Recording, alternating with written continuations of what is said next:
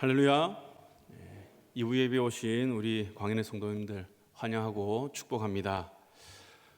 오늘 이제 삼손의 착각이라는 제목으로 말씀 함께 나누고자 하는데요. 이 삼손의 전반적인 그 인생을 우리가 한번 살펴보면서 삼손이 어떤 착각에 빠지고 살아갔는지, 그리고 이 삼손의 착각을 나의 삶에 가져와서 나는 혹시 삼손과 같은 이 착각 속에 살아가고 있는 것은 없는지 우리가 자신을 돌아보고 우리가 정확한 것, 올바른 것을 바라보고 또 믿고 나아가는 그런 결단의 시간이 되기를 축복합니다. 먼저 삼손에 대해서 너무나도 잘 알죠. 우리 주일학교 때부터 삼손은 이제 빠지지 않는 그러한 인물 중에 한 명입니다.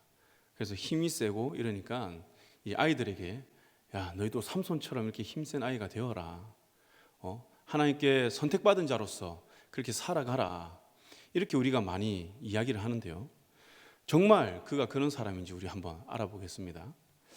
삼손은 출생부터가 좀 남달랐습니다.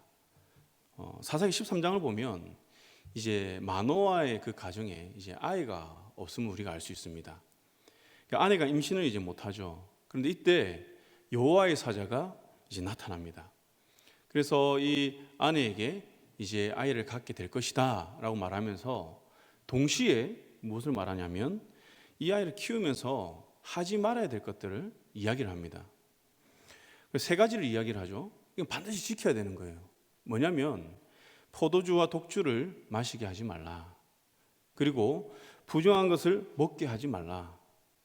그리고 마지막으로 삭도를 대지 말라 라고 하면서 이 아이는 태에서 나옴으로부터 하나님께 바쳐진 그 나실인이다 라고 하면서 이제 태어날 이 삼손이 어떠한 삶을 살아가야 되는지, 어떠한 존재인지 그것을 분명히 밝힙니다. 그래서 이제 삼손은 이제 나실인으로서 거룩히 구별된 하나님의 사람으로서 성경에 나오듯이 블레셋 사람들의 그 손에서 이스라엘 백성들을 구원하는 그 사사로서의 그 삶을 살아가게 되는 거죠. 그런데 당시 이스라엘은 블레셋의 통치를 받았지만 큰 핍박과 불편함이 그렇게 없었던 것 같습니다. 왜냐하면 이스라엘이 너무 고통스러워서 하나님께 부르짖었다 이란 말이 안 나오거든요. 그리고 오늘 이 삼손의 그 일대기를 보면, 이 삼손의 이 행적들을 보면 블레셋과 이스라엘 사람들이 쉽게 왕래하는 것을 볼 수 있습니다. 그리고 이들과 혼인하고 경제적인 교류도 하고 있는 것을 우리가 볼 수 있죠. 이러한 것들을 보았을 때 지금 이스라엘이라고 하는 이 나라에 그렇게 절실하게 사사가 필요했던 건 아닌 것 같아요. 살면서 조금 억압받고 불편한 것은 있을지 몰라도 그렇게 이들이 절실하게 하나님을 구하고 하나님은 아니면 안 된다 이런 마음이 없었던 것이죠. 그런데 왜 하나님은 이 시점에서 하나님께서 이스라엘을 구원해야 된다고 말씀하셨을까? 이들은 블레셋과 교류하면서 자연스럽게 이제 영적으로 타락하게 되죠. 그들의 풍습을 따르고 그들과 혼인하면서 하나님의 백성으로서의 그 정체성이 사라져갑니다. 그래서 하나님께서는 오직 하나님의 규례와 법도를 지키며 살아가는 그 하나님의 백성으로서 그 정체성을 회복하기를 원하셨던 거죠. 그래서 어떠한 눈에 보이는 그 통치에서 벗어나게 하는 것이 아니라 하나님의 백성으로서 거룩하게 구별되게 하기 위한 그 구원을 이루고자 하셨던 것입니다. 이제 삼손은 이 사명을 이루기 위해 준비를 해야 되는데 그것은 부름받은 자로서 나실인이라는 이 단어에서 알 수 있듯이 구별된 자로서 온전하게 하나님 앞에 살아가는 그런 준비가 이제 필요했던 것이죠. 이렇게 하나님의 사명을 이루기 위해 택함받은 이 삼손은 13장 25절에서 드디어 하나님의 영이 그에게 임하면서 그를 움직이게 하셨다 이 말과 함께 이제 하나님의 본격적 구속의 역사에 이제 등장하게 됩니다. 여기서 우리가 기억해야 될 표현이 있는데요. 무엇이냐면 여호와의 영이 그를 움직이기 시작했다 바로 이 부분입니다. 이는 삼손이 감당해야 할 이 사역, 이 사명은, 그의 삶은 절대 자신의 힘으로 이룰 수 없다는 거죠. 오직 성령의 능력과 그 지혜로만 가능하다.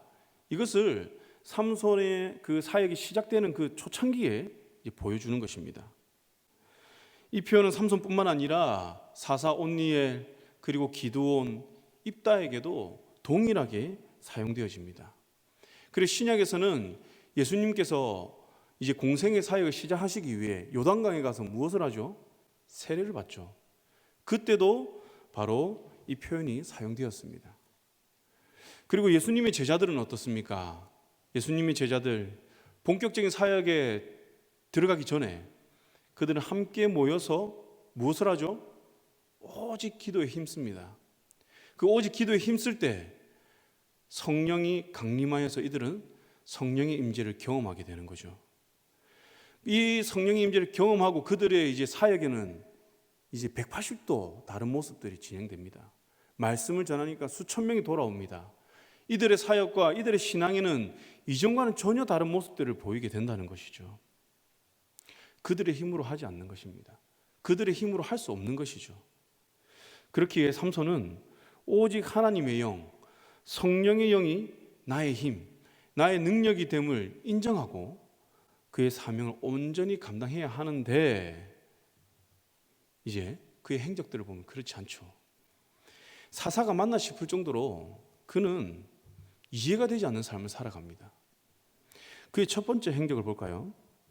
먼저 딥나에 내려갑니다. 여기까지는 성령이 이끌려서 내려갔습니다. 그런데 거기 딥나에 가니까 이제 블레셋 사람 중에 한 여자가 보이기 시작하는 거예요. 그래서 성경 보면 이제 보았다라고 표현을 하거든요. 이게 보게 되면서 이제 그의 마음에 정욕이 일어나기 시작합니다.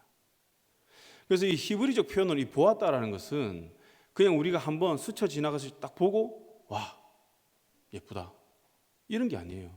첫눈에 반했다 이런 개념이 아니라 어떤 의미냐면 여러 번 보아서 사귀고 체험했다는 의미예요. 그러니까 삼손이 딥나에 내려갔습니다.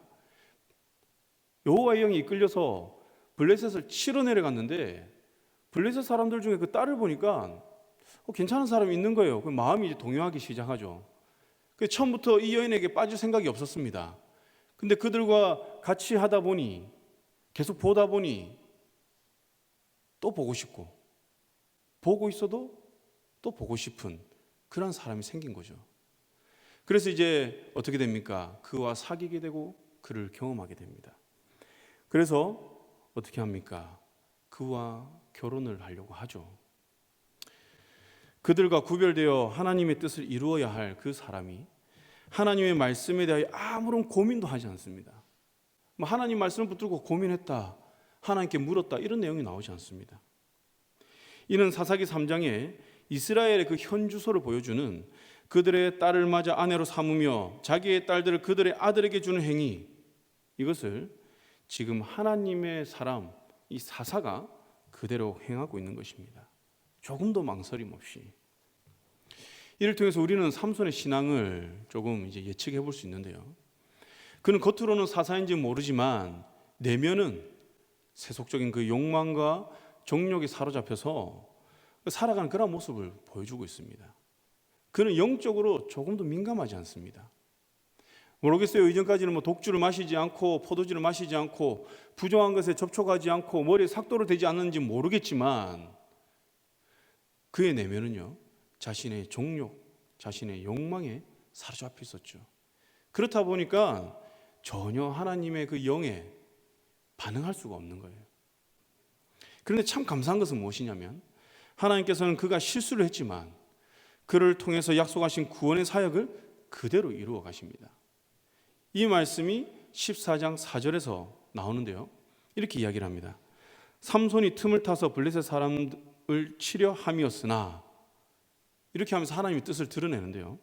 많은 그리스도인들이 이 부분에서 오해하는 게 있습니다. 뭐냐면 삼손이 틈을 타서 블레셋 사람을 치려 하였다. 딥나에 있는 그 블레셋 여인을 취한 것이 삼손의 큰 그림이었구나 야, 우리가 무지해서 이 삼손의 그 깊은 뜻을 몰랐구나. 우리가 그렇게 오해를 한다는 거예요. 삼손의 이 모습, 이방 여인을 취하는 모습, 그와 혼인을 하는 이 모습을 정당화하는 거죠. 사실 개역개정과 개역 한글 성경에는 이 틈을 타서 블레셋을 치려 하는 이 주체가 삼손으로 기록이 되어 있습니다.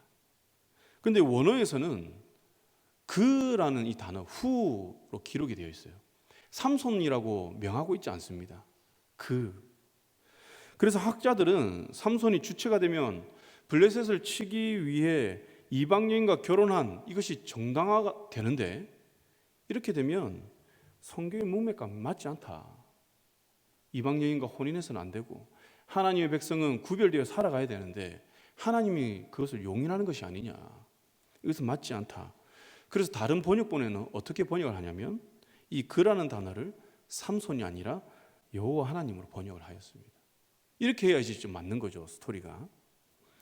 그렇게 우리는 이 말씀을 이해할 때 하나님께서는 삼손의 그 인간적인 욕망에도 불구하고 그를 택하신 처음 의도를 버리지 않고, 그의 죄 때문에 더 큰 하나님의 뜻을 버리지 않고 이스라엘을 구원하겠다고 하는 그 약속을 하나님께서는 신실하게 그 하나님의 사랑으로 이루어 간다라고 우리가 이해해야 할 것 같습니다. 이 같은 하나님의 강권적인 구원 사역은 이후에 나오는 이 삼손의 모습들, 사자를 찢기고 또 블레셋 사람들을 치고 또 나귀의 그 턱뼈를 가지고 1000명을 죽이는 이 모든 삼손의 이 행적들에 이제 다 나타나는데요. 참 안타까운 것은 무엇이냐면 이러한 것들이 계속 반복되는 가운데 삼손은 모든 것이 자신의 힘, 자신의 능력, 자신의 어떤 율법적 행위에서 이것이 이루어졌다고 착각하는 거예요. 성경은 여호와의 영이 삼손에게라는 이 표현을 사용해서 블레셋과의 모든 싸움은 삼손의 힘, 삼손의 능력, 율법의 그 선함, 거기에 나오는 것이 아니라 이스라엘을 사랑하여 구원하고자 하는 그 여호와 하나님의 그 주권에 의해서 이루어졌다는 것을 말하는 거예요. 이러한 삼손의 행적이 반복되다가 그의 인생의 결정적인 순간이 이제 찾아오죠. 바로 오늘 본문 내용의 배경이 되는 들릴라를 사랑하는 그 장면입니다. 이 내용은 삼손이 소랫골짜기의 그 여인 들릴라를 사랑한다는 것으로 시작을 합니다. 당시 소랫골짜기는 가사 지방과 같이 온전하게 블레셋의 관할에 또 통치에 있지 않았습니다. 이스라엘 사람과 블레셋 사람들이 자유롭게 거주하는 그러한 지역이었어요. 그는 여전히 자신의 그 존재를 깨닫지 못하고 이방 여인과 또 사랑에 빠집니다. 그런데 이 사랑은 참 슬픈 게 뭐냐면 짝사랑이라는 거예요. 여러분, 짝사랑 다 해보셨죠? 안 해보신 분이 없을 겁니다. 아마 학창 시절에 선생님이라도 짝사랑을 아마 하지 않았을까. 여러분, 그때 얼마나 힘듭니까? 그리고 얼마나 그 짝사랑하는 대상을 갈구합니까? 저 사람이 나를 한 번만 봐줬으면, 저 사람이 나한테 한 번만 말을 걸어줬으면, 야, 저 사람의 마음을 얻기 위해서는 내가 무엇도 할 수 있을 것 같은데. 그러면서 얼마나 애를 씁니까? 제 친구 중에 한 명이 이제 대학교 때 친구인데요. 대학교 1학년 때 이제 그 친구가 사랑하는 여인이 있었습니다. 그 여자가 이제 이 친구와 알게 된 지는 오래되었는데, 그럼 그렇게 사랑하지는 않았던 것 같아요. 요즘으로 말하면 이제 여사친이죠, 여사친, 남사친. 이 여자의 입장에서는 이 아이는 남사친이었는데 이 남자아이는 이 여자가 너무 좋은 거예요. 너무 사랑스러운 거예요. 그래서 저는 도무지 이해가 안 되는 행동을 많이 하는 거예요. 그 큰 곰인형을 왜 사다 주는지, 왜 우리가 이 남자들은 아름다운 쓰레기라고 이야기를 하죠. 그 꽃을 왜 사다 주는지 저는 이해할 수가 없었습니다. 근데 여기까지는 이제 자기가 사랑하는 여인의 마음을 얻기 위해 얼마든지 할 수 있는데, 더 이해가 안 되었던 것이 무엇이냐면 수업을 빠지는 거예요. 그 여인의 수업 스케줄에 맞춰서 자기의 수업을 포기를 하는 거예요. 레포트를 빼먹습니다. 그걸 보면서 야, 사랑에 빠지면 저렇게 되는가? 야, 나는 저렇게 해본 적이 없는데. 여러분, 이렇게 너무 사랑을 갈구하다 보면 정작 내가 해야 될 일, 나의 사명, 그래서 잊어버린다는 거예요. 그 모든 것을 그 사람에게, 짝사랑하는 그 대상에게 바친다는 겁니다. 삼손이 바로 이런 상황이죠.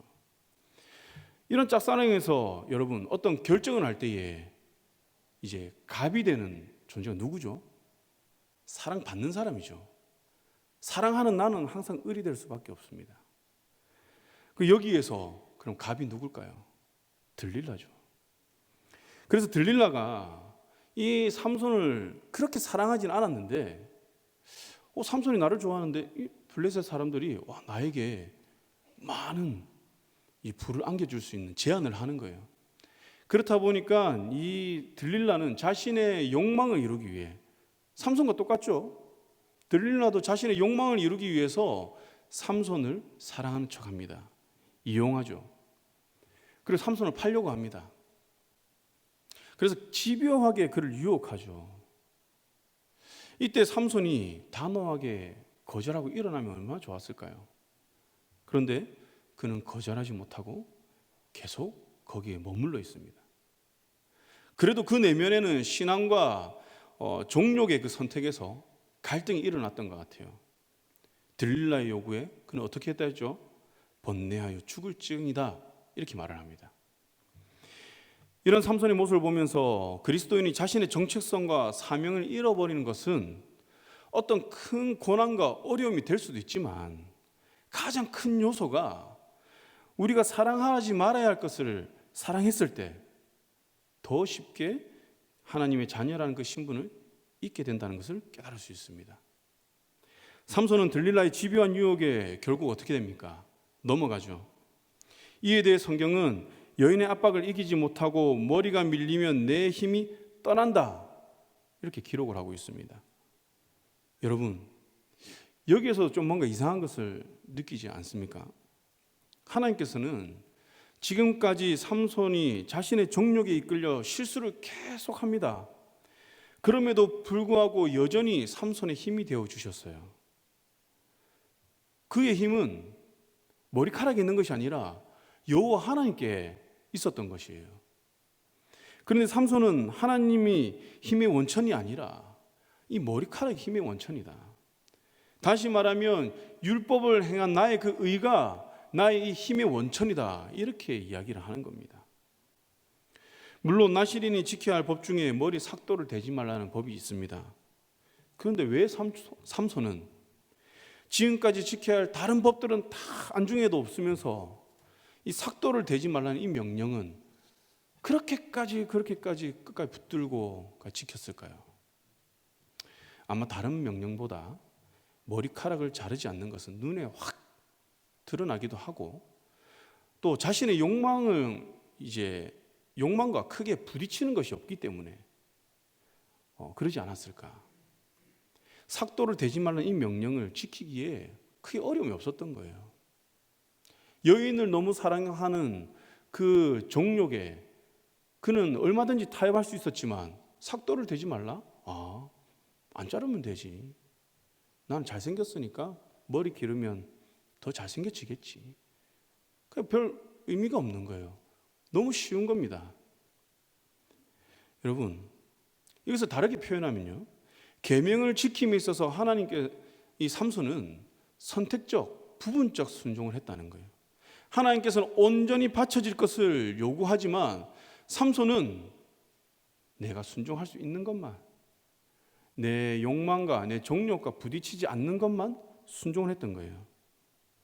하나님의 말씀을 온전히 지키기 위해 자신의 정욕과 싸운 것이 아니라 내가 지킬 수 있는 것, 그것만 선택하여 지켰고, 나의 정욕과 부딪히는 것에는 얼마든지 그가 타협을 했던 것입니다.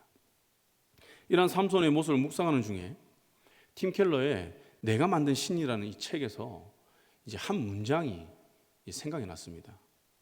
그 내용은 이렇습니다.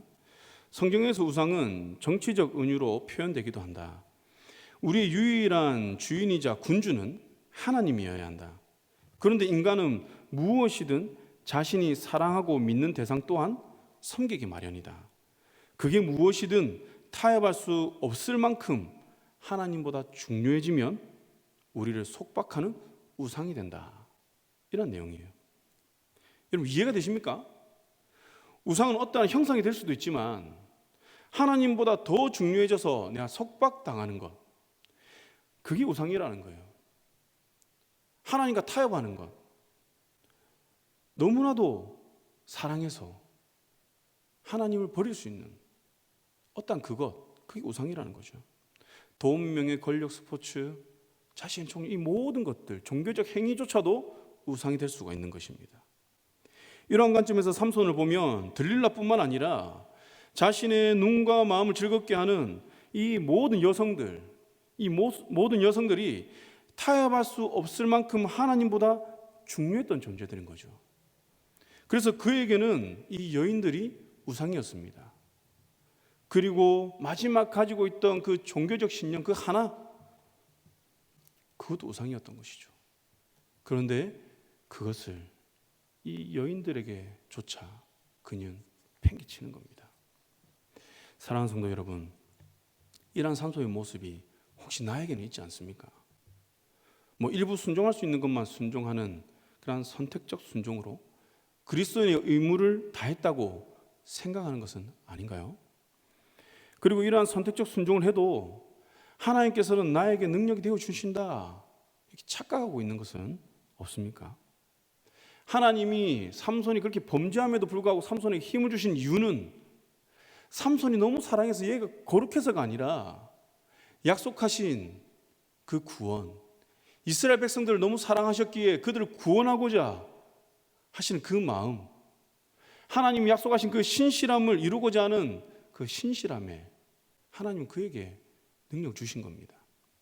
이것을 저 개인에게 한번 적용을 해봤습니다. 내가 잘한다고 해서 은혜 받고 내가 아무 일이 없다고 해서 하나님 앞에 바로 서 있는 것이 아니구나. 하나님 우리 성도님들을 사랑해서 또 우리 청년들을 사랑해서 내가 부족하지만 내가 하나님 앞에 제 가운데 거하고 있지만 은혜를 주시는구나. 나에게는 이런 삼손과 같은 모습이 없나? 나는 지금 타협하고 있는 것이 없는가? 이런 것을 좀 묵상해 보았습니다. 여러분, 이러한 삶은 결국 그 대상에게 속박당은 물론이고 우리의 우상이 되어서 하나님의 거룩한 백성으로서의 그 정체성을 잃게 합니다. 이러한 삶은 삼손과 같이 하나님을 향한 경건은 없고 우상의 유혹에 계속 넘어지면서 마음의 범위만 더해가는 고통스러운 삶일 뿐입니다. 저는 이러한 삼손의 모습에 잠언 16장 32절 말씀이 생각이 났는데요. 이 잠언 말씀에서 성도는 자신의 마음을 다스림으로써 영적 승리의 삶을 살아야 한다 이렇게 말씀합니다. 무슨 삶요? 영적 승리의 삶. 지금 우리 육신의 삶을 살아가는 것이 아니라 육신의 삶에서 어떠한 성취하는 그 승리의 삶이 아니라 영적인 승리의 삶을 살아가야 한다. 이것이 성도의 삶이다. 이렇게 말씀하는 거예요. 사랑하는 성도 여러분, 하나님께 드려진 사람의 능력, 그리스도의 능력, 나의 능력은 어떠한 행위나 예식을 지키는 것에 있지 않습니다. 우리 그리스도의 능력은요, 하나님의 말씀 온전히 지켜 행하는 그 삶을 살아갈 때 여호와의 영이 그 능력이 온전히 우리에게 임해짐으로 우리는 그 능력을 행하며 살아가는 거예요. 여러분, 주님의 명령을 지킨다는 것, 이것은 주권을 인정한다는 뜻입니다. 내 인생은 주님 한 분만으로 충분하다, 이것을 고백하는 거예요. 이렇게 주님의 말씀에 온전히 우리가 지켜나갈 때에 우리의 모든 삶의 영역은 어떻게 되겠습니까? 예수 그리스도 한 분만 남게 되겠죠. 이때에 비로소 우리는 데살로니가전서 2장에서 말씀하듯이 사람을 기쁘게 하는 삶이 아니라 오직 하나님을 기쁘게 하는 삶을 우리가 살아갈 수 있는 거예요. 그냥 우리가 세상과 함께하면서 살아가는 것이 아니라 함께하면서 살아가면서 하나님 기쁘시게 하는 삶을 살아갈 수 있는 것이 아니라 내 안에 예수 그리스도 한 분만 남아있을 때 그때야 비로소 우리가 살아갈 수 있다는 거예요. 왜요? 그렇게 해야만 예수 그리스도가 나의 힘이 되시기 때문에. 능력이 되기 때문이죠. 그래서 오늘 삼손의 삶이 더 안타까운 것 같습니다. 하나님께서는 그럼에도 불구하고 그에게 많은 기회를 주셨어요. 그런데 그 기회를 그는 잡지 못합니다. 이에 어떤 사람은 이런 질문을 할 수 있을 것 같아요. 삼손이 블레셋 사람이 잡혀 죽기 전에 마지막으로 기도했잖아요. 그때 회개하지 않았습니까? 그런데 그의 마지막 기도 한번 들어보십시오. 사사기 16장 28절입니다. 주 여호와여 구하옵나니 나를 생각하옵소서. 하나님이여 구하옵나니 이번만 나를 강하게 하사 나의 두 눈을 뺀 블레셋 사람들에게 원수를 단번에 갖게 하여 주시옵소서. 여러분, 이 기도를 봤을 때 자신의 지난날의 그 죄에 대한 회개가 있습니까? 없습니다. 그는 이 나라는 1인칭 대명사를 사용해서 지난날에 대한 그 회개가 아니라 자기의 복수를 위해 기도하는 것을 우리가 볼 수 있어요. 그는 끝까지 신앙의 착각 속에 살아가고 있는 것을 봅니다. 그는 끝까지 자기 자신을 위해 살아갑니다. 그것이 하나님이 원하는 삶으로 착각하며 살아가는 거예요. 사랑하는 성도 여러분, 우리는 지금 어디에서 능력을 찾고 있으며 어떤 능력을 요구하고 있습니까? 성경에서 하나님의 큰 축복을 입었고 그 하나님 마음에 흡족했던 그 다윗을 보면 어떻게 고백을 합니까? 시편 105편에 여호와와 그 능력을 구하라. 시편 89편에 주의 팔에 능력이 있다. 시편 118편에 여호와는 나의 능력과 찬송이다. 이렇게 고백을 하는 거예요. 이스라엘 역사상 가장 화려한 통일왕국을 이룬 왕이 이 모든 것을 이룰 수 있었던 힘과 능력이 나에게 있는 것이 아니라 여호와 하나님께 있다. 그 하나님만 찬송하고 그 하나님께만 영광 올려드려야 한다. 이렇게 고백을 하는 거예요. 그리고 신약성경 로마서 1장 16절에서는 복음은 모든 믿는 자에게 주신 하나님 능력이다 라고 바울이 말을 합니다. 여러분, 복음이 여러분들의 능력이 됩니까? 네. 이때는 아멘 하셔도 됩니다. 그런데 막상 그게 뭔지 생각해 보면 쉽게 떠오르지 않습니다. 뭐지? 능력이 맞는데? 그렇다면 바울이 여기에서 말하는 능력에 대한 그 복음, 이게 무엇일까? 사실 복음이라고 하는 단어는요, 종교적 단어로 먼저 사용된 게 아닙니다. 로마 황제 숭배에 먼저 사용되었던 거예요. 왕위 계승자가 출생하거나 그가 성년이 되었을 때에 이 복음이 선포되었던 겁니다. 황제 숭배로. 그런데 예수를 믿는 그리스도는 어떻습니까? 로마 황제를 숭배할 수 있습니까?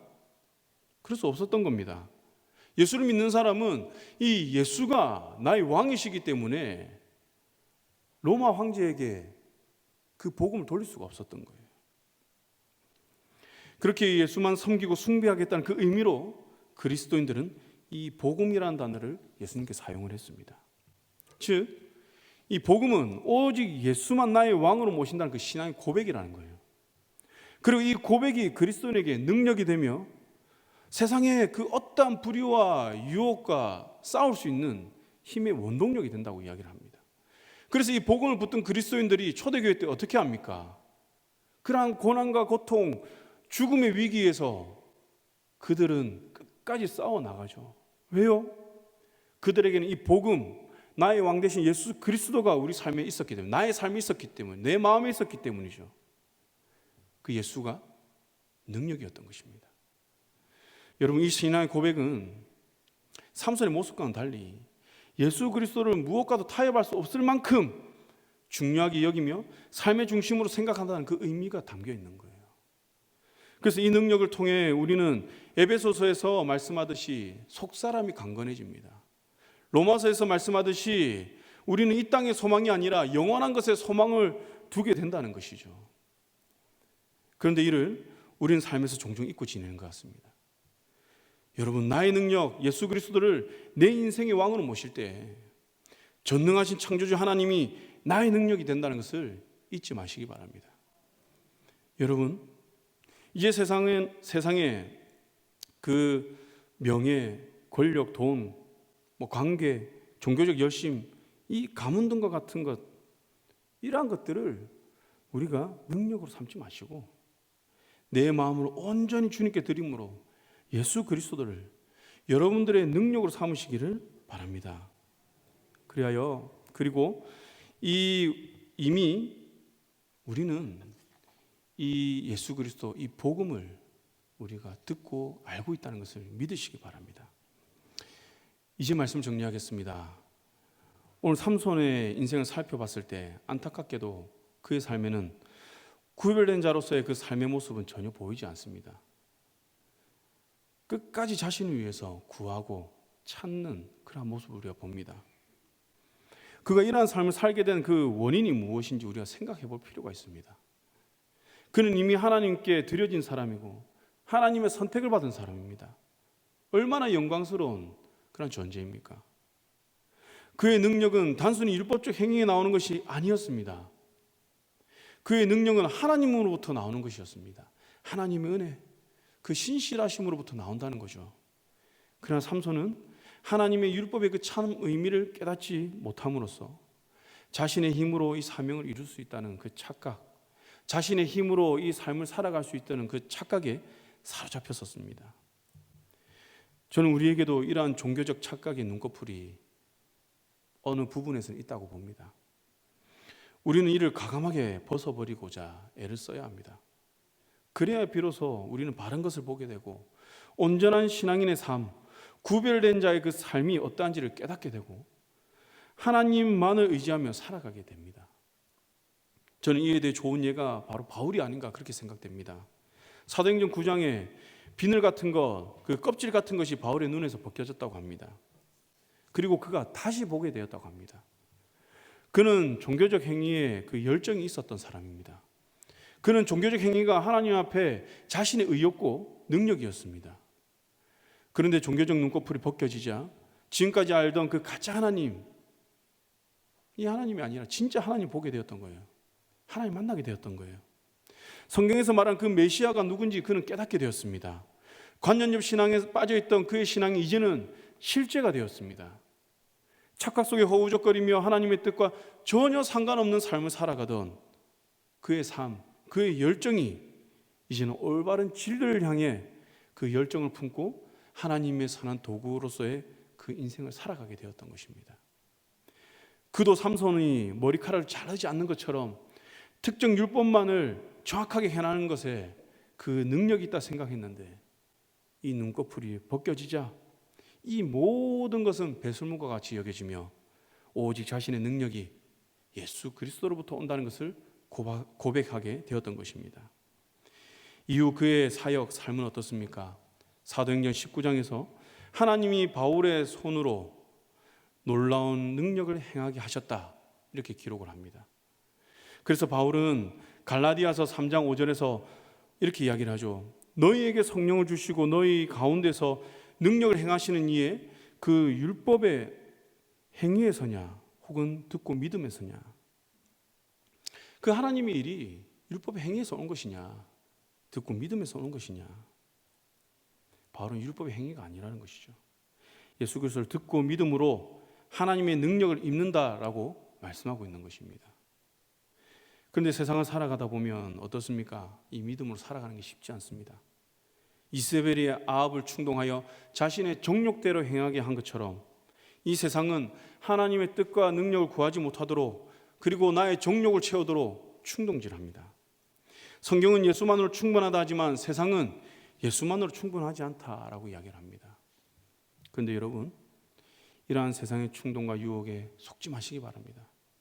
세상은 착각이라는 이 단어의 뜻처럼 실제와는 다르게 지각하거나 생각하게 합니다. 그래서 하나님의 지혜로 충만한 그 솔로몬은 회중들에게 어떻게 말을 하느냐?